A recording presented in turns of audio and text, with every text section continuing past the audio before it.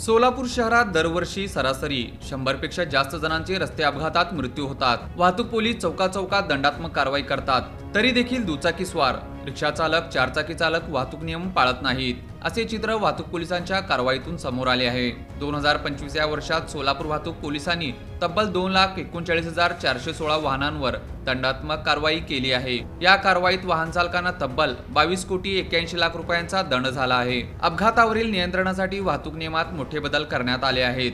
ज्या वाहनांवर दंडात्मक कारवाई झाली त्यांनी एकूण 75 दिवसात दंड भरणे अनिवार्य करण्यात आले आहे। वाहनावर दंड असल्यास आरटीओ कडून त्या वाहनास फिटनेस प्रमाणपत्र मिळणार नाही, वाहनाचे हस्तांतर विक्री देखील करता येणार नाही। दरम्यान दंडात्मक कारवाई झालेल्यांमध्ये ट्रिपल सीट दुचाकीस्वार, मॉडिफाय सायलेन्सर लावणारे बुलेटस्वार, फॅन्सी नंबर प्लेटची वाहने व मोबाईलवर बोलणारे दुचाकीस्वार, रिक्षा चालक आहेत।